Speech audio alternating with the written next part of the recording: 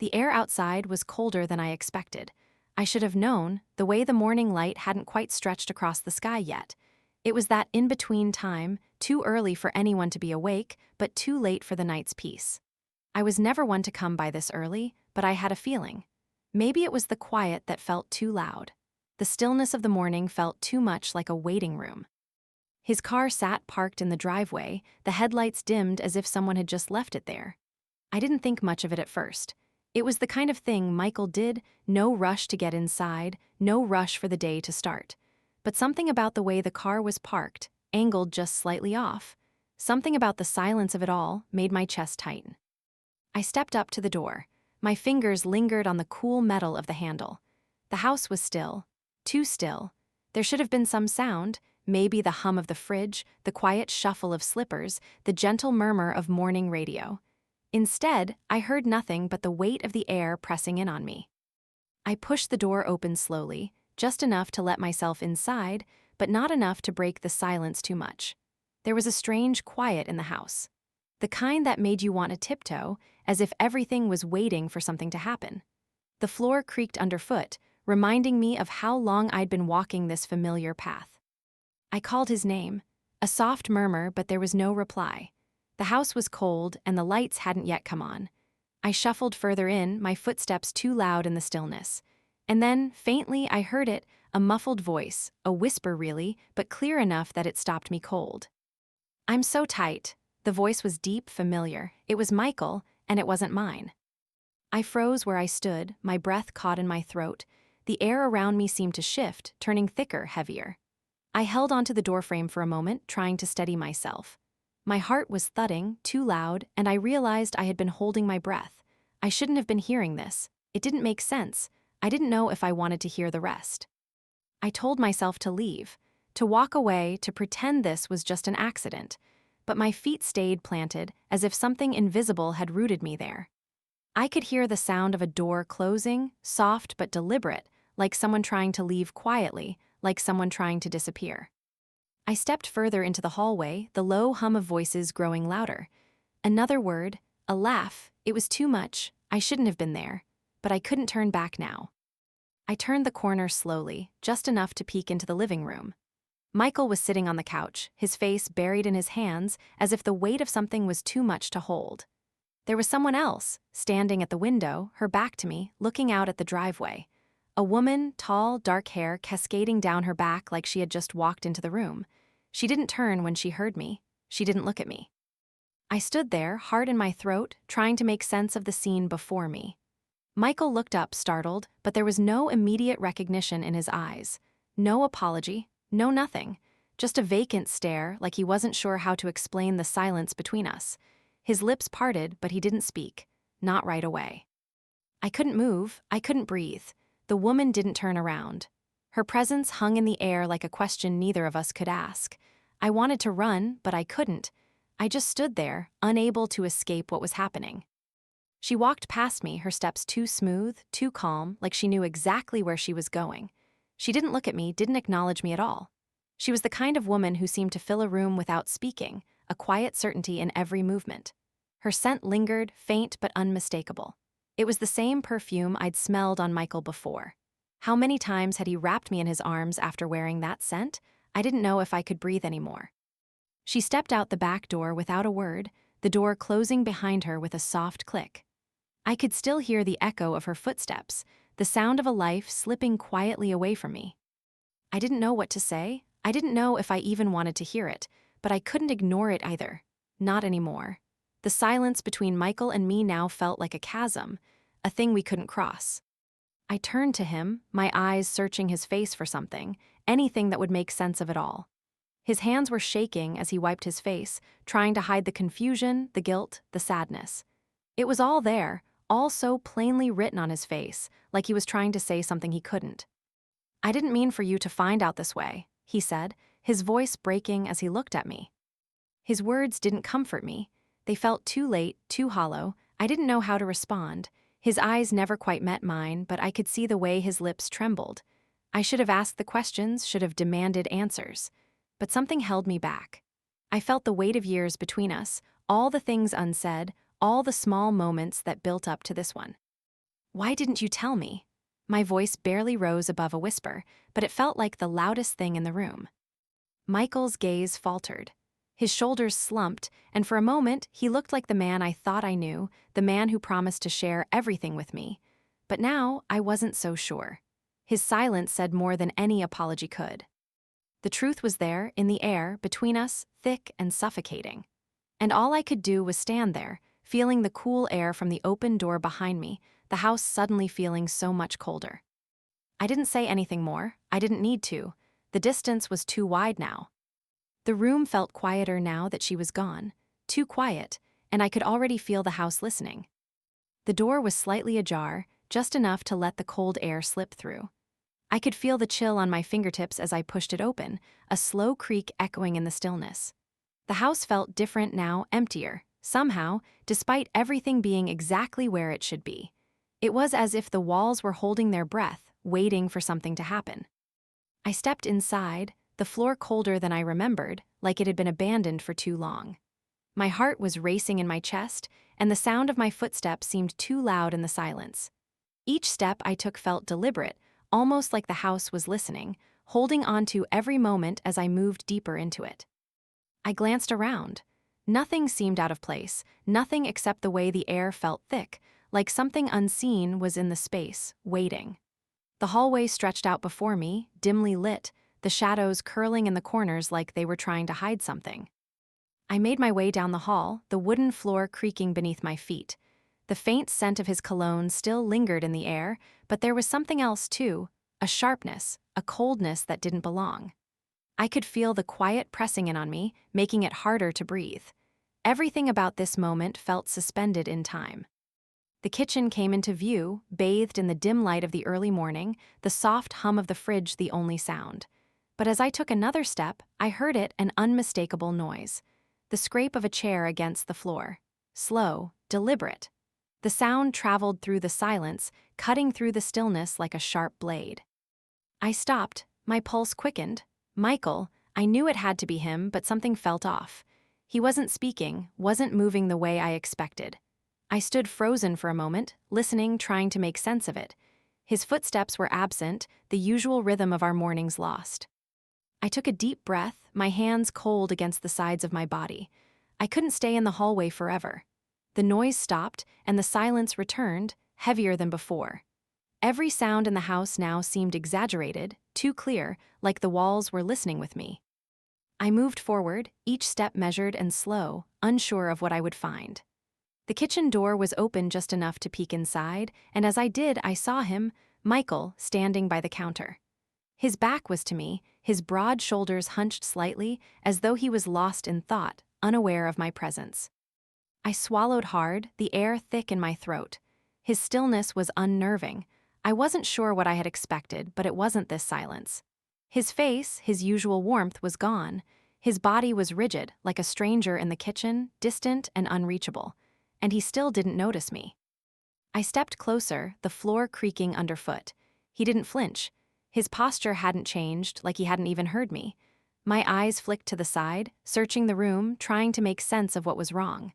The table was set, nothing too elaborate, just a simple breakfast, but there was no one else here. No hint of the woman from before. My gaze flicked back to him. The silence between us grew thicker, stretching like an invisible cord between two people who didn't know how to speak anymore. I waited. I wanted to say something, to ask, but the words caught in my chest, as if I was afraid they'd break the fragile balance of the moment. Michael, my voice was barely a whisper, but it felt loud in the stillness. He didn't turn. The seconds passed like minutes. The sound of his breath seemed to come from somewhere far away. The cold air slipped in through the cracks of the door, but he didn't move to close it. Finally, he spoke, his voice low and distant. "You shouldn't be here." The words hit me like a slap, sharp and unexpected. I froze in place. They didn't feel like words meant for me, but rather like something he had been holding in for far too long, something he was pushing out to keep me away. I stayed silent, the weight of his words sinking in. I didn't know what to say, how to respond. It wasn't just the words, but the tone, the emptiness in them that twisted something deep inside me. I felt the space between us widening, like there was something much bigger than I could understand. "Who else is here, Michael?" I asked, the question slipping out before I could stop it. He didn't answer right away. His shoulders stiffened, and for the briefest moment, I thought I saw something flicker in his eyes, but it was gone before I could name it. The kitchen felt colder now, the air suffocating. The quiet between us was too much. "No one else," he replied, his voice barely above a whisper, as if he hadn't quite convinced himself.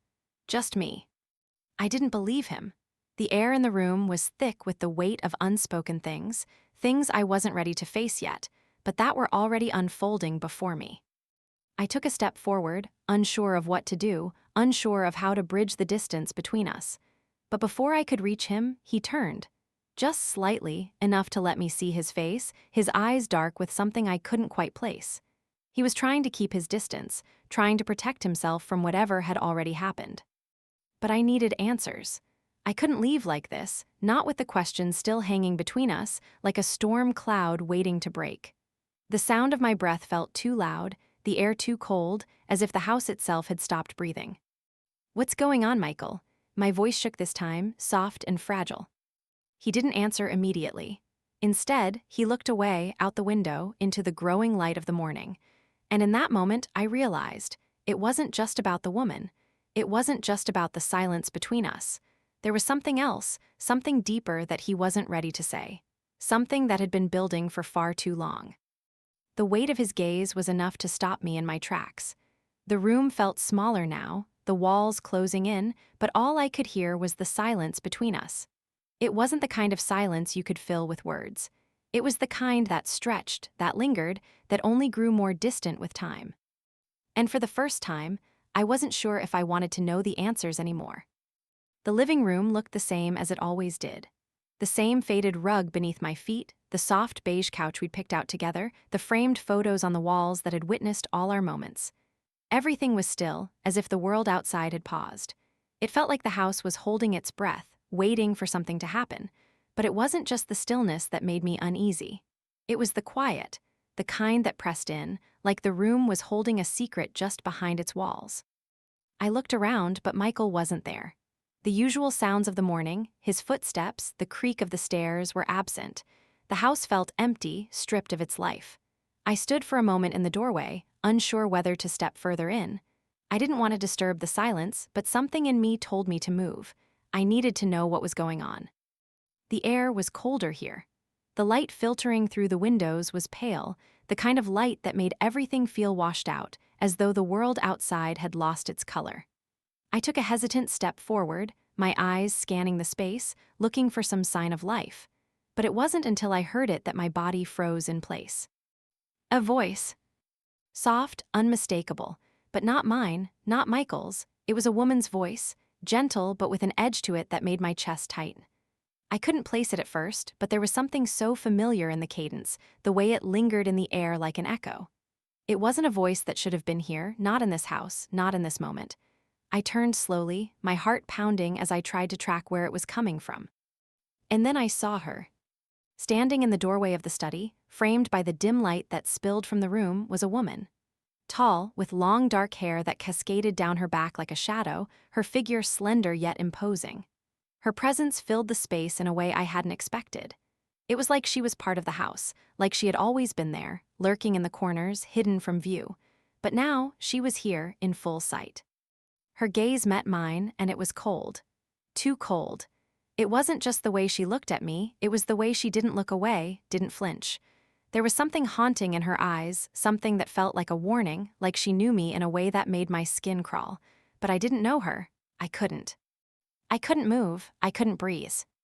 I stood frozen, caught between the world I thought I knew and the world that was suddenly unraveling before me. The house, the stillness, Michael's absence, all of it felt like it was slipping away, replaced by this woman, this stranger, standing in the doorway, watching me like she had every right to be there. She didn't say anything at first. She just stood there, the silence stretching between us, as if she were waiting for me to say something, to acknowledge her. But what could I say? Who was she? What was she doing here? I opened my mouth to speak, but my words caught in my throat. She was still staring at me, her presence growing heavier with every passing second. I couldn't look away, couldn't shake the feeling that she knew something I didn't, that she was part of something I hadn't been let in on. The silence was suffocating now, each second that ticked by only adding to the weight of the moment. My heart was racing in my chest, my breath shallow. She was here, in Michael's house, and I couldn't even ask why. Finally, she stepped forward, just a little, her eyes never leaving mine. There was a grace to the way she moved, something deliberate, like she was accustomed to this space, accustomed to being in control.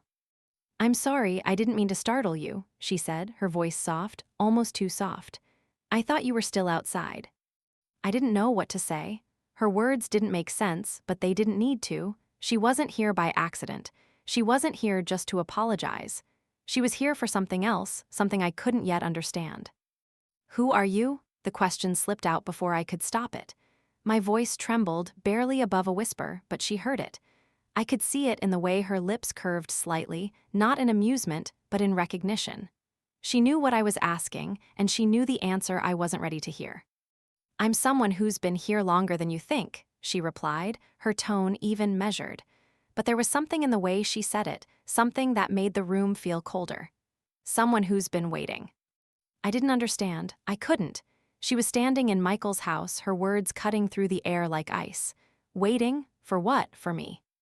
I tried to steady myself, to take in what she was saying, but all I could feel was the heaviness of the moment. Her presence filled the room, leaving no room for questions, no space for answers. It was like she belonged here, like she had always been a part of this house, and I was the intruder. I took a step back, unsure of what to do next. My mind was racing, but nothing was clear. Michael's absence, her cold eyes, the way she spoke, everything felt wrong. And yet, she was standing there, as if it were the most normal thing in the world. "I'm sorry," I said again, my voice quieter this time, barely above a whisper. "I don't understand."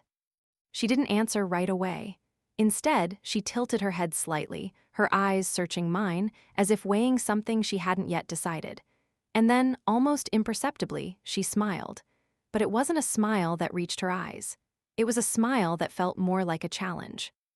"You will," she said softly, her words lingering in the air. "You will understand soon enough." And just like that, she turned, walking away, her figure disappearing into the shadows of the hallway. I stood there, rooted to the spot, my heart pounding in my chest. The silence she left behind was louder than anything I had ever heard.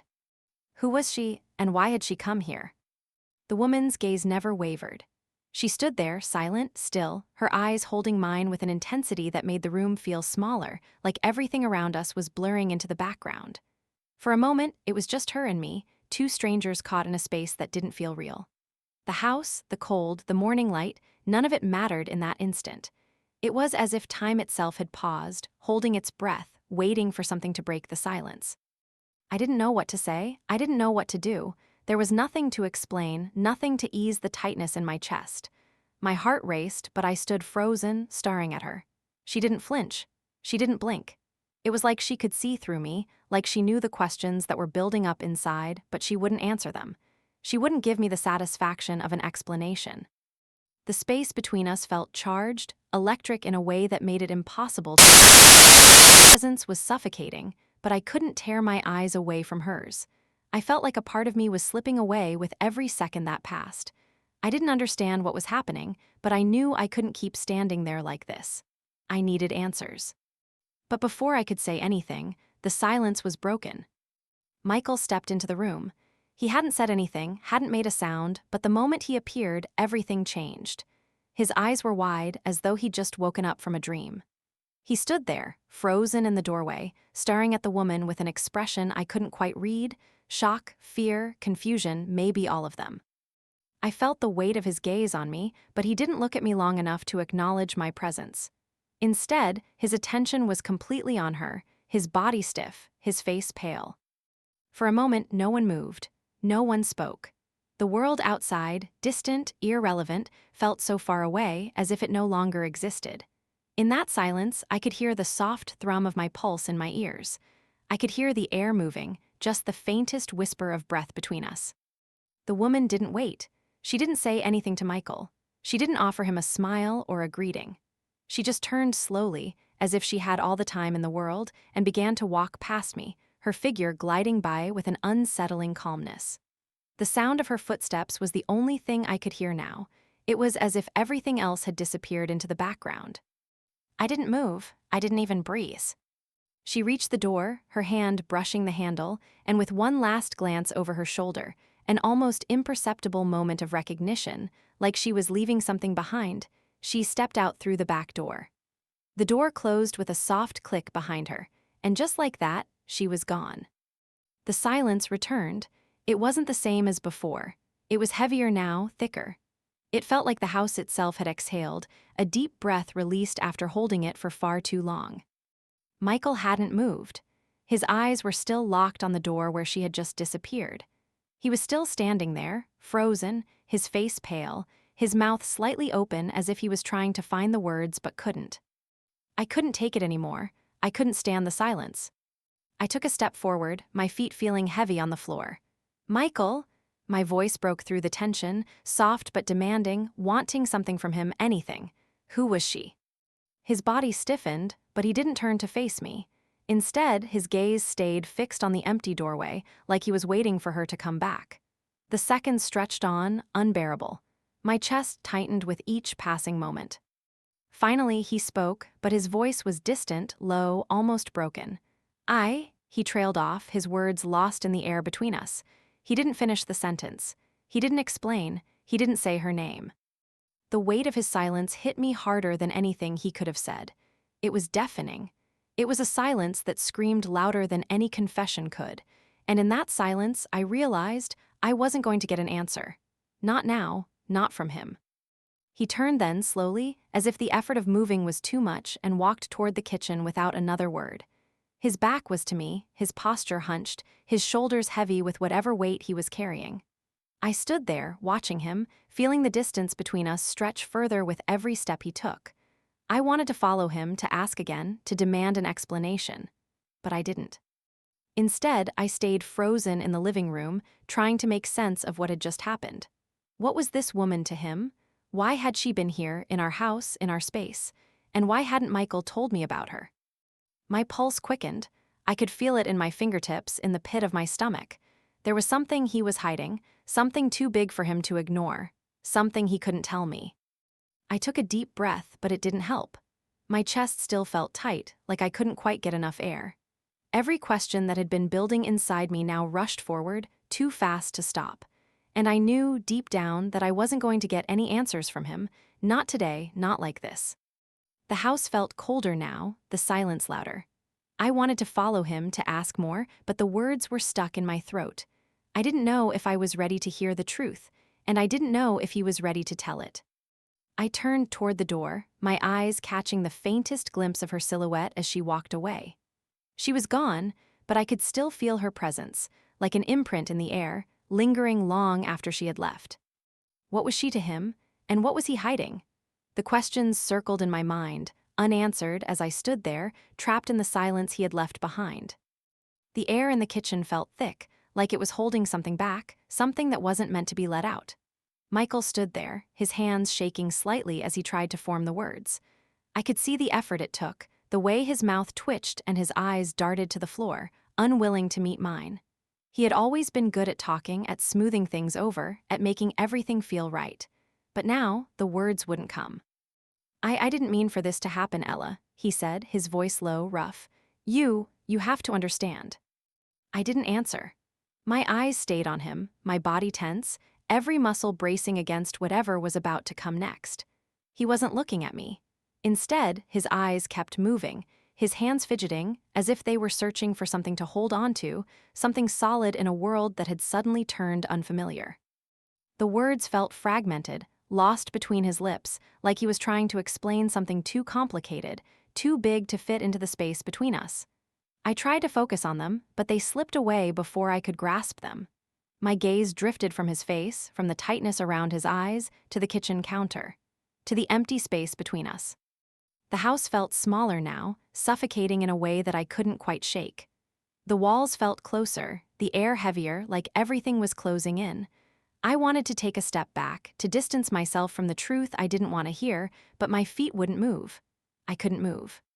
Finally, Michael seemed to reach the end of his words. He sighed, deep and worn, like something had been weighing on him for too long.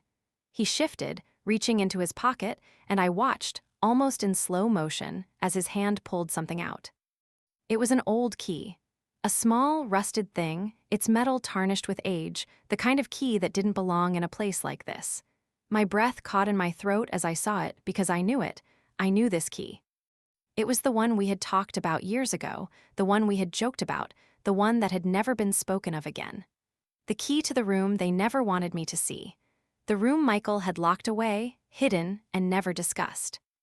I couldn't tear my eyes away from it as Michael held it in his hand, his fingers curling around it but not offering it to me. He didn't have to. It was there, in his palm, undeniable. The truth was right in front of me, and yet I couldn't bring myself to reach for it. Michael looked at the key for a long moment, his expression unreadable. "I thought we'd leave it behind," he said, his voice barely above a whisper. "I thought we could move on, but I can't anymore, Ella, not with her." I didn't respond. My fingers hovered over the key, the metal cool and unfamiliar in a way that made my chest tight. I could feel the weight of it, but I couldn't touch it, not yet. My mind raced, but my body refused to move. Michael was still watching me, waiting for some reaction, some sign that I was ready to hear him. His gaze was full of fear, of guilt, but there was something else in it too, a desperation, as though he needed me to understand, to forgive. But how could I? How could I look at him and not feel the walls closing in? "I never meant to hurt you," he added quietly, his voice trembling. "But this, I couldn't keep it from you forever." And there it was again, the truth hanging in the air, heavy and unresolved. His words felt hollow, like they were missing something, like they couldn't carry the weight of everything that had happened. I watched his hand slowly close around the key, hiding it from me, as if I wouldn't see it again. But I had seen it, and I couldn't unsee it. I wanted to speak. I wanted to ask him everything. Why the silence, why the lies, why her? But my throat felt tight, my words stuck, and I couldn't form a question that would make sense of any of it. The key was in his hand. The room it opened was still locked away, hidden behind the silence that had grown between us over the years. And now, I had to decide whether I was ready to open that door. Michael's eyes never left mine, searching, pleading, as if waiting for me to make the next move. But I couldn't make it. I couldn't take the key from him. I reached out once, my fingers brushing against the cold metal, but then I pulled away, my hand trembling. There was something about the key, something about the room behind it that I couldn't face. Not yet, not with everything I didn't know. The silence stretched between us again, thick and suffocating. Michael lowered his hand, but the key remained in his palm, a quiet reminder of everything that was buried, everything that had been left unsaid. "Does this key lead to the truth?" I asked finally, my voice barely audible, a whisper that barely reached the space between us. "Or is it just another lie?" Michael didn't answer. He didn't have to. The look in his eyes, the way he held the key in his palm, told me everything I needed to know. He didn't know either. He was holding on to something, but so was I. The key, the room, the truth, it was all there, just out of reach, waiting for someone to open the door. But neither of us could, not yet. The house felt different now, as if it had changed overnight. The walls, once warm with the familiarity of daily life, now seemed to press in on me. The floor beneath my feet was colder, the air heavier, thick with something I couldn't place. Every room, every corner seemed to hum with a quiet energy, a waiting, as though it were holding onto a secret it wasn't ready to let go of. I spent the days wandering through it, unable to stay still. The silence was louder than anything I had ever heard before. It was everywhere, pressing against me, filling up the spaces where words used to be. Michael's absence was part of it, yes, but it was more than that. There was something in the very fabric of the house now, something woven into the floorboards and the walls, something that clung to the air like dust. I tried to go about my usual routine, but nothing felt normal anymore. The kettle whistled, but it felt like an interruption. The sound of my footsteps echoed in the hallway, like I was intruding on a space that no longer welcomed me. I couldn't shake the feeling that the house was watching me, listening, waiting for me to leave, to make a decision. I didn't know what decision I was supposed to make, but it felt like I had to make one soon. The woman's voice still lingered in my ears. It was soft, haunting, like an echo that refused to fade. I couldn't stop hearing. "Someone who's been here longer than you think."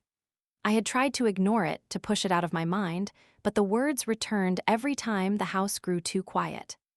I tried to focus on the little things, the things that had once given me comfort, the smell of fresh coffee in the morning, the warmth of the sun filtering through the kitchen window.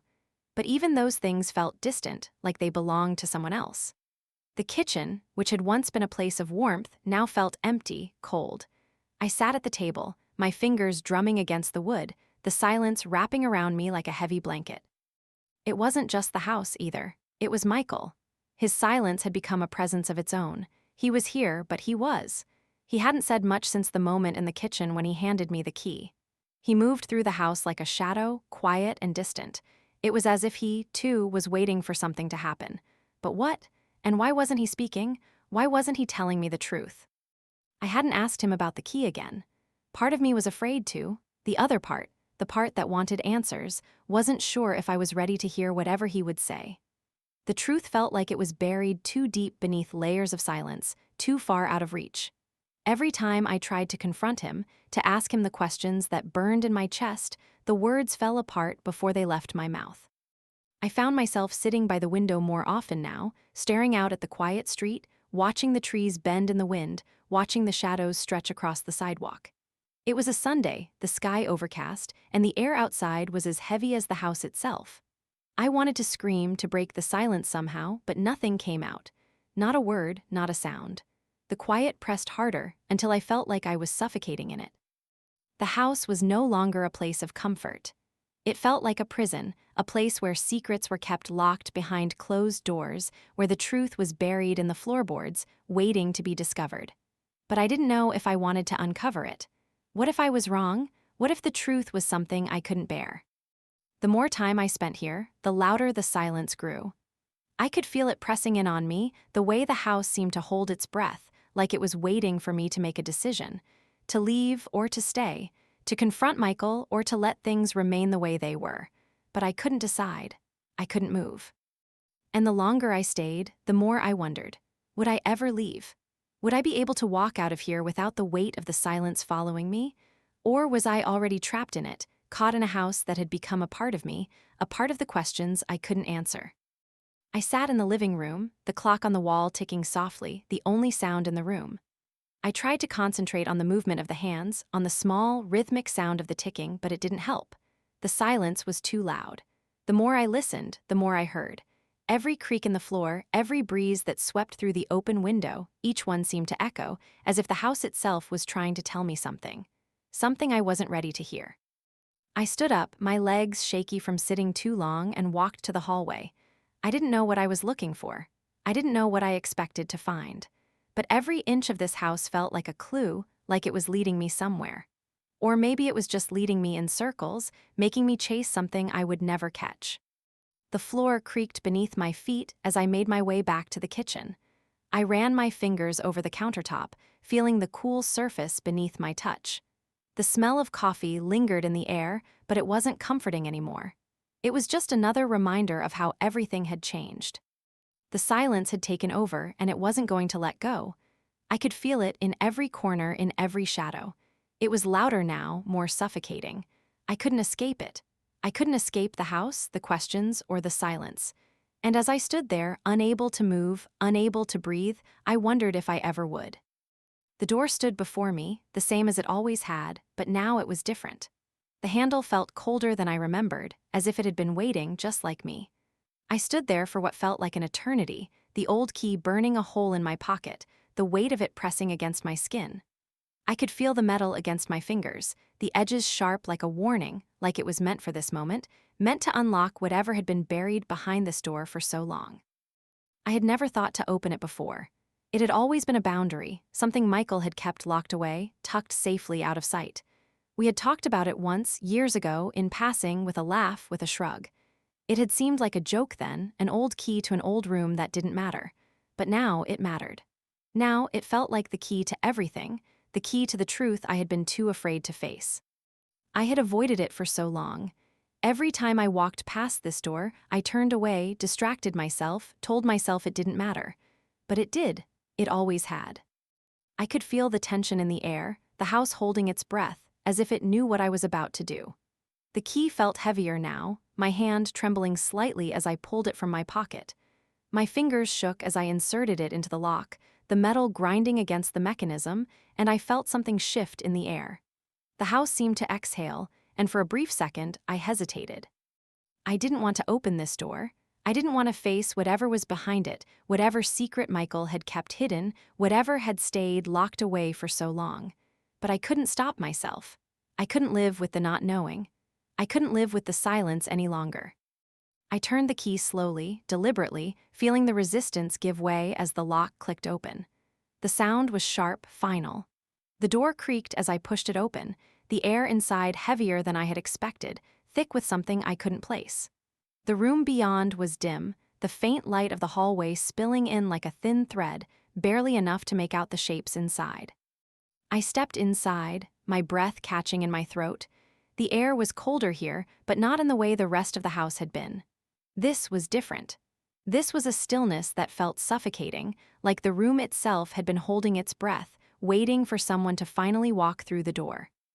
I could smell it, faint but unmistakable. The scent of perfume, soft and floral like the one I had smelled on the woman. It lingered in the air, clinging to everything in the room like it had been here too long. The walls were bare, save for a few pieces of old furniture, the furniture I hadn't seen in years. It was like stepping into a memory I didn't recognize. There was a vanity against one wall, the mirror cloudy, reflecting the dim light. A bed, neatly made, as though no one had ever slept in it. The room felt empty, but it was. It was full of something I couldn't name. A weight, a truth I wasn't ready to face. I stepped forward, my eyes scanning the room, searching for something that would make sense of it all. I walked to the vanity, my fingers brushing against the surface, feeling the dust that had settled there. But there was nothing here that made it feel like this was a place that had been lived in. Nothing to explain why this room had been hidden away, locked up for all this time. But there it was, sitting at the edge of the vanity, half hidden by a folded piece of cloth, a small, leather-bound journal. The pages were worn, the edges frayed, as if it had been opened but never read. My heart skipped in my chest. This was it. The thing I had been searching for, the thing that had been kept from me for so long. I reached for it, my hand trembling as I picked it up.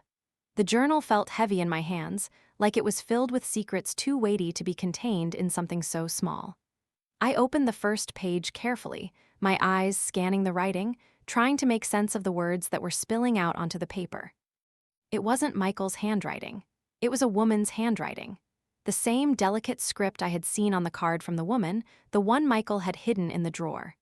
The pages were filled with words I couldn't understand at first, but as I read on, I began to see it, the same story that had played out in my mind, in Michael's silence, in the space between us.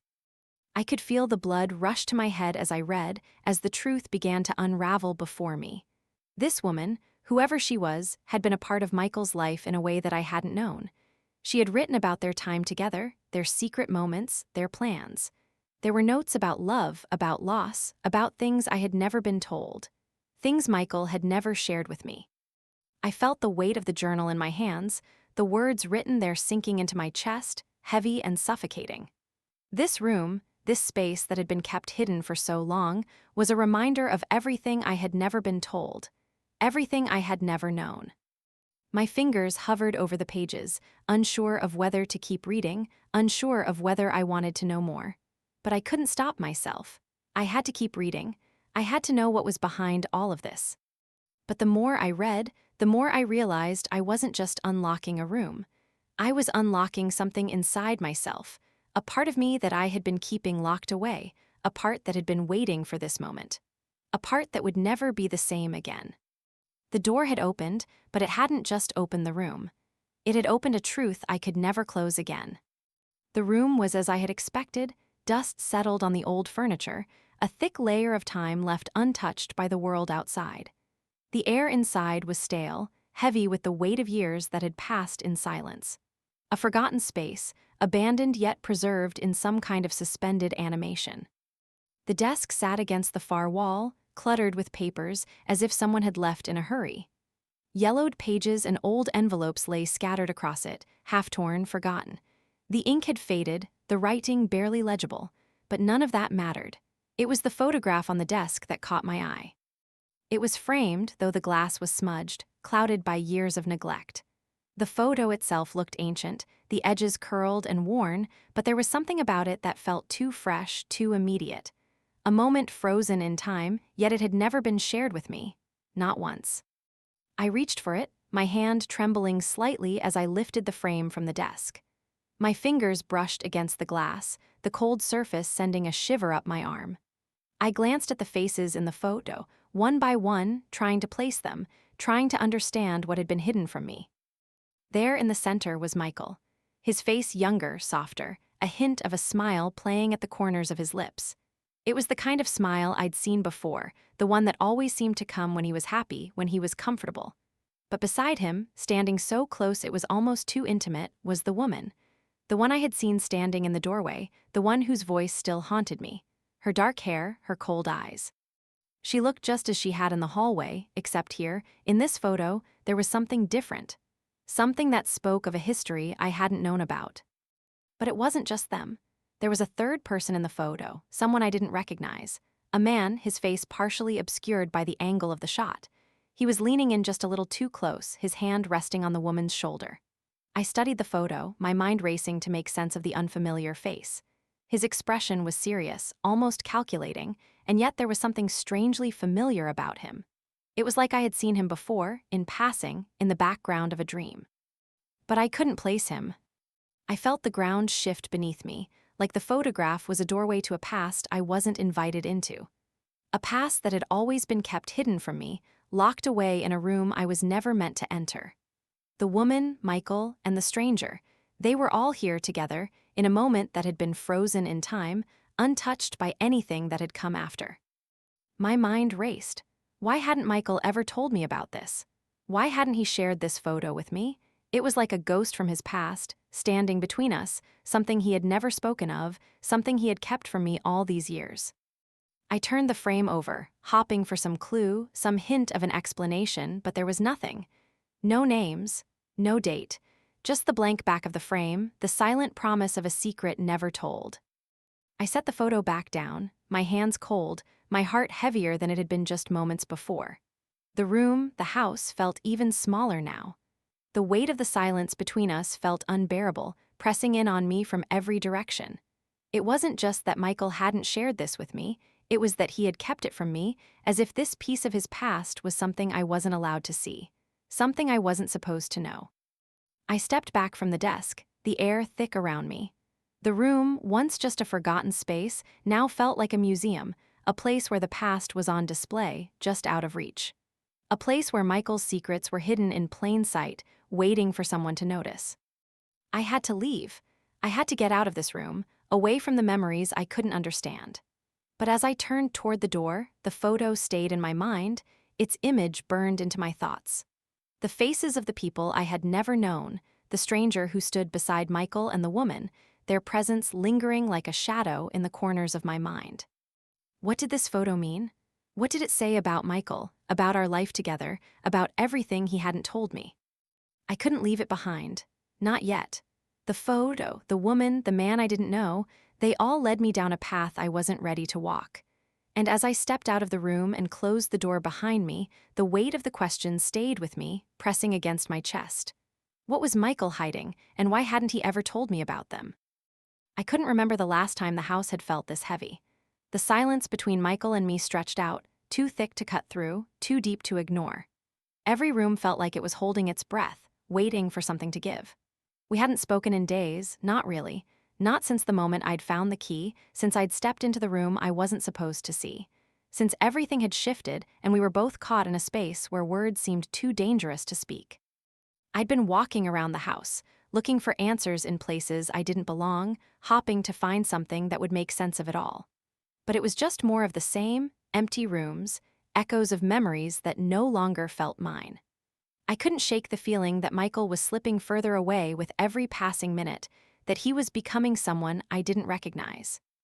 I found him in the living room, standing by the window, staring out into the yard like he was trying to see something beyond the glass, something far off that I couldn't touch. He didn't hear me at first. I stood there just watching him, not sure what I was waiting for. For him to speak? For me to break the silence? Neither of us knew what came next. I couldn't stand the quiet any longer. Michael, my voice was barely a whisper, but it felt like it filled the room. We need to talk. He didn't turn, didn't look at me right away. His shoulders were stiff, his hands shoved deep into his pockets like he was trying to keep himself together. I saw him take a breath, deep and slow, but he didn't say anything. The silence stretched between us, taut and fragile, like it could snap at any moment. I can't keep doing this, I continued, my voice more firm now. You have to tell me what's going on. Who was she? Why didn't you ever tell me about her? His body went still, like a wave had crashed over him, pulling him under. Then, finally, he turned, his face pale, his eyes wide, as if the words he'd been holding back for so long were finally spilling out. I never wanted you to find out like this, Ella. His voice was shaky, barely above a whisper, but I could hear the weight of his guilt in every syllable. She was someone from my past, someone I tried to forget, but I couldn't. He took a deep breath, his eyes closing for a moment, like he was bracing himself for what came next. It wasn't just an affair, Ella. It wasn't something that I could just erase, something that happened once and was over. It was a love that never died. The world around me tilted. My heart stopped for a moment, and everything he said hit me like a freight train. I couldn't breathe, couldn't think straight. The air felt thick, and I was drowning in his confession, in the weight of the words I wasn't ready to hear. He stepped toward me, his eyes searching mine, looking for something, anything, but I couldn't look at him the same way anymore. I never wanted you to know about her. I thought I could keep it hidden, that it wouldn't matter anymore, but it was always there, hanging over everything. He took another step, his voice cracking. I tried to forget, Ella, but I couldn't let go. His words blurred together, and I felt my chest tighten, a sharp pain cutting through me. The guilt in his eyes, the way his hands shook as he reached out toward me, only made everything worse.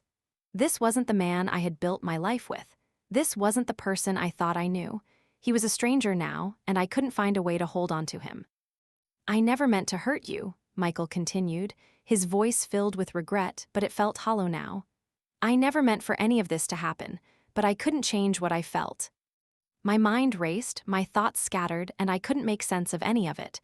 The room was closing in on me, suffocating me with everything he was saying and everything he wasn't saying. So, it was always her, I whispered, my voice trembling, barely there. She was always there. He nodded, his face full of sorrow.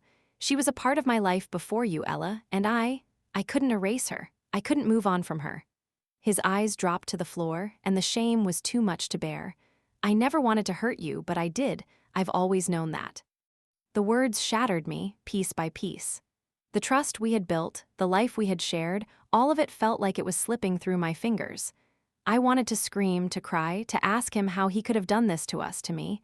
But I couldn't. I gave you everything, Michael, I said, the words coming out broken, as if I was saying them for the first time. And you never told me, you never let me in. Why? He didn't answer right away. He just stood there silent, his eyes full of guilt and regret, but no answers. Nothing to make it right. I don't know, he finally whispered, his voice cracking with the weight of his own pain. I don't know how to fix it. I don't know if I can. I wanted to run. I wanted to leave, to escape the suffocating silence between us, but I couldn't move. The weight of his words, the depth of his betrayal, was too much to bear. I was paralyzed by the truth that had been kept from me for so long, the love that had never truly left him. I took a step back, my breath shallow, and I couldn't look at him anymore. I couldn't look at the man I thought I knew, the man who had shared his life with me, but had never shared his heart. The truth had shattered everything, and there was nothing left to hold on to. I turned away, the tears threatening to fall, but I couldn't cry. Not yet. Not until I knew what to do with all of this, the betrayal, the guilt, the love that had never been enough. Ella, Michael's voice reached me, soft and broken, but I didn't stop. I couldn't. And as I walked away from him, I knew this was a moment that would change everything. I stood in the doorway, staring at Michael, watching him as he moved through the house. It had always been our home. The place where we built everything, our dreams, our quiet mornings, our shared life. But now it felt like a prison.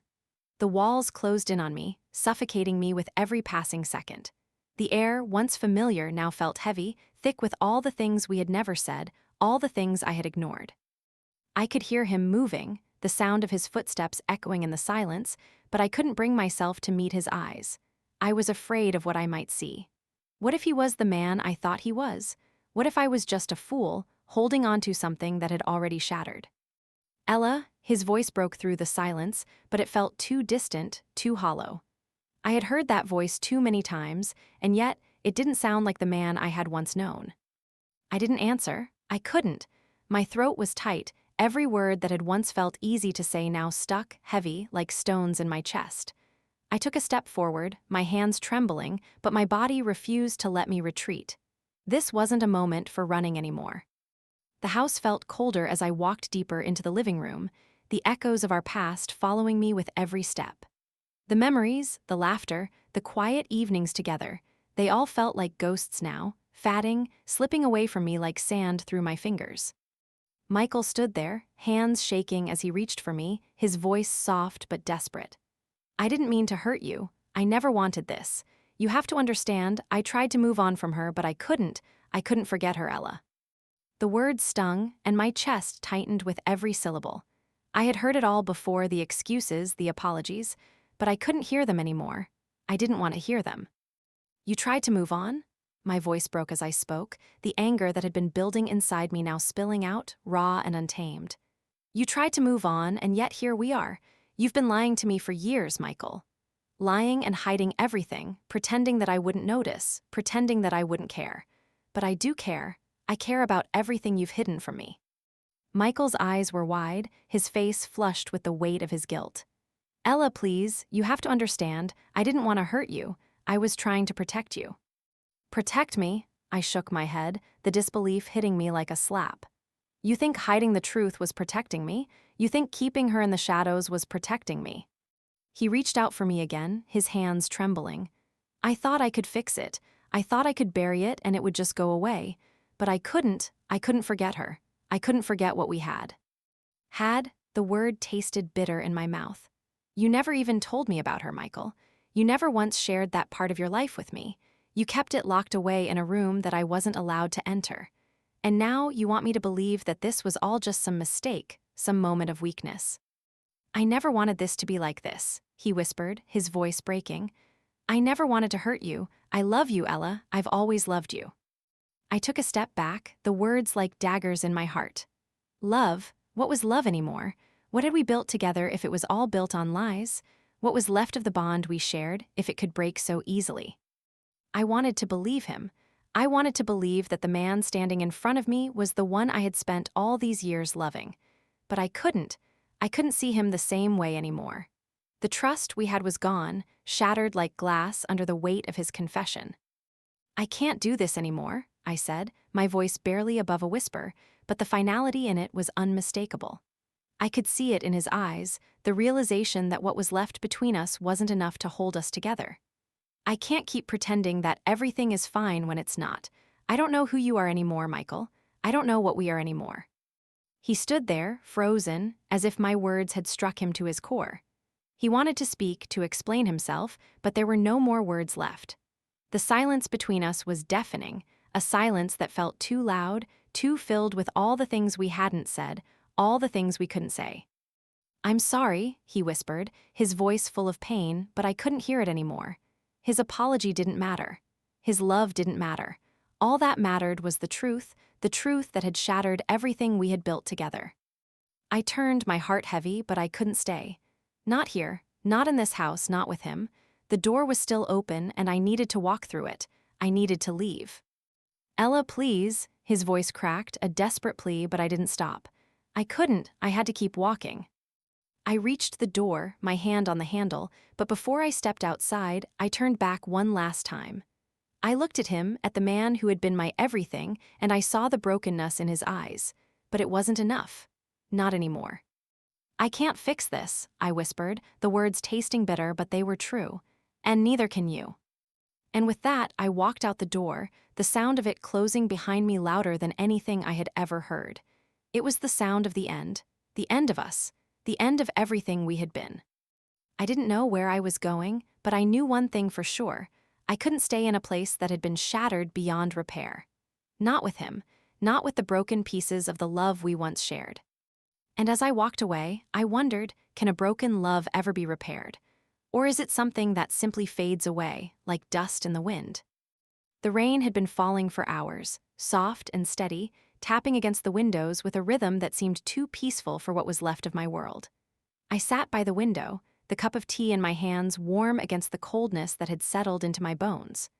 The house was quieter than it had ever been. Even the rain, which usually felt like a comfort, only added to the silence, as if everything outside mirrored the emptiness I felt inside. The days had passed in a blur. I couldn't remember exactly when the hurt had settled into something deeper, when the shock had turned into a quiet ache that gnawed at me with every breath I took. I hadn't gone anywhere. I hadn't left the house much. Each room felt like it held a piece of the life Michael and I had shared, each corner filled with the echoes of our past, the laughter, the small gestures, the moments that once felt like forever. But now, all of it was gone. The house was no longer a home. It was just four walls, a space where memories lingered, fading and unraveling with each passing day. I sipped the tea slowly, the warmth in my hands doing little to soothe the cold that had settled in my chest. Outside, the rain fell in a steady stream, the sound so gentle it almost made everything feel normal. But nothing felt normal anymore. Michael's absence was everywhere, in the empty chair beside me, in the stillness that had replaced the conversations we once had. His absence was louder than his presence ever had been. It echoed through the rooms, in the spaces we used to share, in the places we used to laugh together. I leaned back in the chair, staring out at the rain, my fingers tracing the rim of my cup absent-mindedly. The world outside was hazy, like everything was wrapped in a mist, and it felt like that was how I was seeing everything now, fuzzy, out of focus. The memories of what we had, of the love we once shared, were slipping through my fingers like water. The more I tried to hold on to them, the more they disappeared. I had tried to hold on to him. I had tried to ignore the signs, to pretend that everything was fine, that we could move past the things he had hidden, past the woman who had haunted my thoughts. But the truth had torn everything apart. The silence between us had grown too loud, too heavy to ignore. I glanced down at my tea, the steam rising in gentle swirls as if it too was fading with time. How many times had we sat here, Michael and I, sipping tea, talking about our days, our lives, as if everything would always be the same? I had believed it too. I had believed in the life we were building, in the future we were creating. But now that future felt like a distant memory, something I could no longer reach. The house felt empty, but it wasn't just the absence of Michael that made it so. It was the absence of the us we had once been. It was the ghost of a love that had been broken, fractured beyond repair. I could still feel him in the corners of the house, in the rooms we had shared, in the places we had once built together. But he wasn't here. And neither was the life I had imagined. I set the tea down on the table, the quiet clink of the cup against the saucer breaking the stillness. I sat there for a long moment, my eyes tracing the patterns the rain made on the glass. I thought about the things we had shared, the good moments, the ones that had made me believe we were stronger than anything life could throw at us. But I also thought about the things we hadn't shared, the secrets that had festered between us, the things Michael had hidden from me. Had it been worth it? Had it been worth staying, building a life with someone who couldn't be honest with me, with someone who had loved someone else all along? The question lingered in the air, unanswered. I didn't have the answer. Not yet. I didn't know if I ever would. I closed my eyes, leaning back in the chair, the soft sound of the rain still falling outside. The silence in the room was deafening now, but it wasn't the same as before. It wasn't the silence of waiting, the silence of anticipation. It was the silence of something lost, something irretrievable. I could feel the weight of everything, of the love that had been, of the love that had never been enough. I could feel the ache in my chest, a quiet pain that had become part of me, something I couldn't shake. The house felt like it was holding onto something, a memory, a moment, but it wasn't mine anymore. It was Michael's. It was the past we had shared and the future that had slipped away from us. I opened my eyes, staring at the rain again. The world outside was still, too still, but in that stillness there was a strange peace. It wasn't an answer. It wasn't closure, but it was the quiet aftermath, the calm that comes after the storm. And in that quiet, I wondered if this was how it was meant to be. If the truth, no matter how painful, had to be faced to finally let go, to move forward.